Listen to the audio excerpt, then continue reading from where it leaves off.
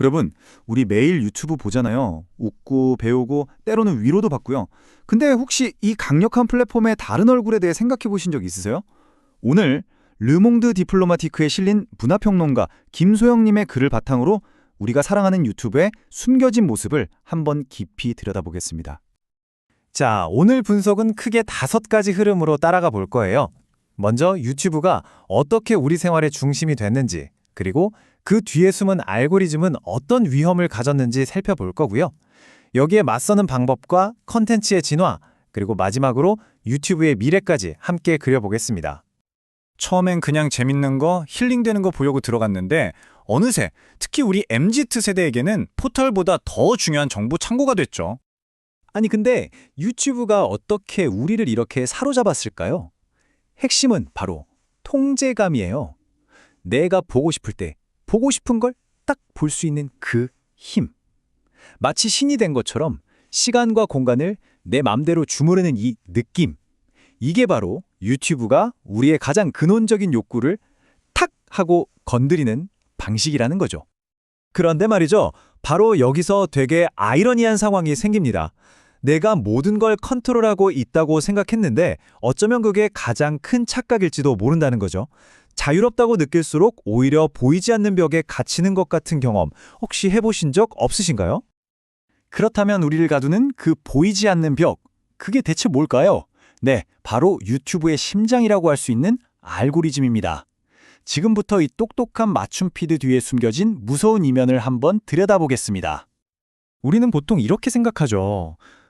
내가 보고 싶은 걸 고르는 거지. 하지만 현실은 좀 다를 수 있어요. 알고리즘이 은근슬쩍 제 선택을 유도하고 있을 수 있다는 거예요. 새로운 걸 탐험하는 것 같지만 사실은 내가 원래 좋아하고 믿던 것만 계속 보여주는 필터 버블, 즉 이념적인 거품 속에 갇히게 되는 거죠. 게다가 유튜브는 누구나 영상을 올릴 수 있잖아요.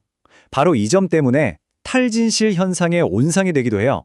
그러니까 객관적인 사실보다는 감정적인 호소나 개인적인 믿음이 더 힘을 얻는 거죠.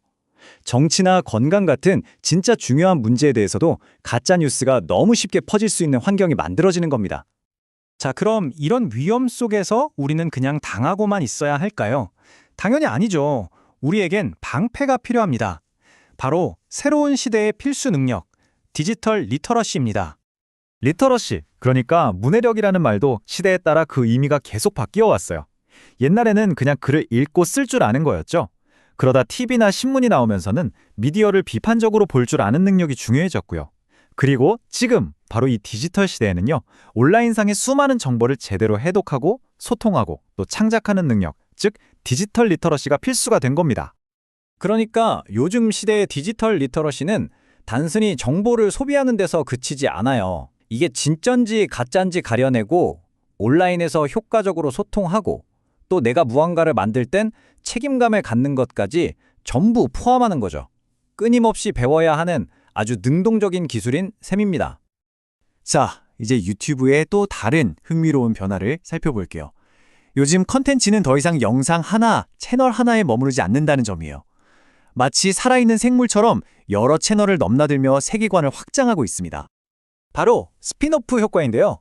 원래 있던 작품에서 캐릭터나 설정을 가져와서 새로운 이야기를 만드는 거잖아요. 이게 유튜브에서는 트랜스미디어 스토리텔링이라는 좀 더 큰 흐름의 핵심이 되고 있어요. 하나의 이야기가 여러 미디어를 막 넘나드는 거죠. 기사에 나온 흑백 요리사 사례를 보면 이게 확 와닿아요. 넷플릭스 프로그램에 나왔던 셰프가 자기 유튜브 채널을 열었는데요. 거기서 다른 출연자들을 찾아가는 스핀오프 콘텐츠를 만들었더니 와, 구독자가 순식간에 76만 명을 넘었대요. 본 프로그램이 쉴 때도 팬들의 관심을 꽉 붙잡아두는 정말 똑똑한 전략이죠. 자, 지금까지 이야기한 것들을 쭉 종합해보면 어떤 그림이 그려지시나요? 유튜브가 우리가 처음 생각했던 단순한 동영상 사이트를 훨씬 뛰어넘는 아주 복잡하고 거대한 존재가 되어가고 있다는 걸 알 수 있습니다. 네, 맞습니다.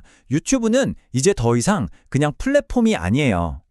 이 도표를 보면 지금 유튜브의 여러 얼굴이 한눈에 보이죠. 여전히 재미와 정보를 얻는 곳이기도 하지만 누군가에겐 월급을 받는 직장이고 또 다른 누군가에겐 외로움을 달래는 커뮤니티예요. 동시에 어떤 진실을 두고 치열하게 싸우는 전쟁터이기도 하고요. 결국 핵심은 이겁니다. 김소영 평론가의 분석처럼 만드는 사람과 보는 사람, 개인과 집단의 경계가 완전히 흐려지고 있다는 거죠. 이런 변화 속에서 기사는 우리에게 중요한 질문을 하나 던집니다. 도대체 왜 이렇게 많은 사람들이 유튜버가 되고 싶어 할까요? 이건 단순히 돈벌이를 넘어서는 뭔가 더 근본적인 욕망과 관련이 있지 않을까요?